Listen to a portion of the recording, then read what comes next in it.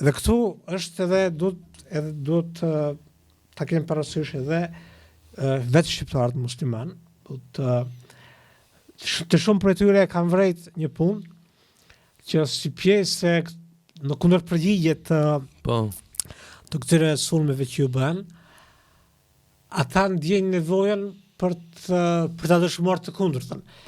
Dhe çka bëjnë për shembull para pak ditësh e pash në ceremoninë e hatmeve apo di ashtu diçka ishte. Vajzave i kanë veshur me themi kuqezi. Do thonë djemt me plisa, ditë që dëshmojmë ne shqiptarin islamofobave. Bravo, shumë e vërtet. S'ka nevojë me u arsyetu atyre, more? Dikush himin e ka lëshu te minare xhamis, dikush. Po. Në minare ka vendosur flamurin kuqezi. Po ti fillimisht ti nuk je imigranti sa pa ardhur, që popullsisë lokale dhe shtetit ku ke ardhur, që dëshmosh lojalitetin ndaj atë tri. Kjo është e para. Dyta, personin ndaj cilit do të dëshmosh, fillimisht nuk është ndonjë autoritet mbi ty.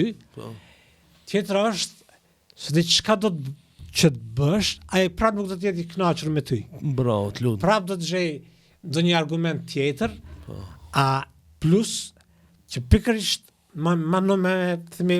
me PR stunts, me PR manovra të tilla, në fakt tek ata e nxit edhe një gjë tjetër që është pasiguria kundrejt pjesës tjetër botës, që është një burim një burim madh i gjithë asaj urrejtës dhe inferioritetit ndaj islamit, që themi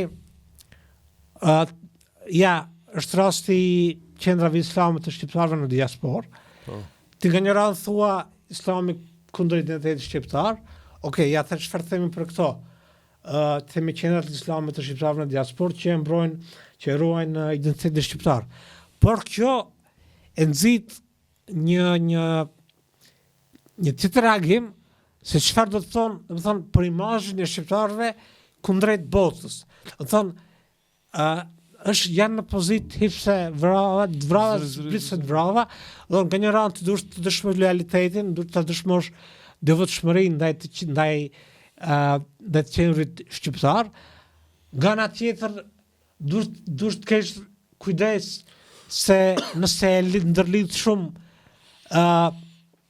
identitetin tënd musliman me qendrin shqiptar, mos ndoshta këtë ta përdorin armiqtë e shqiptarëve kundër nesh, para Evropës dhe pjesës tjetër të perëndimit.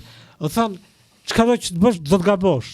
Do thonë, ajo që do ta kenë parasysh shqiptarët muslimanë është domethënë ajo që i thash që të kenë më shumë vetbesim për atë që janë, gjithsesi ta duan atë dheun ton, nëse mund të bëjnë diçka për të mirën e atë dheu ton të ndarë Shqipërisë, në rregull, për të mirën e këtij populli, por mos të ndjejnë inferior dhe mos të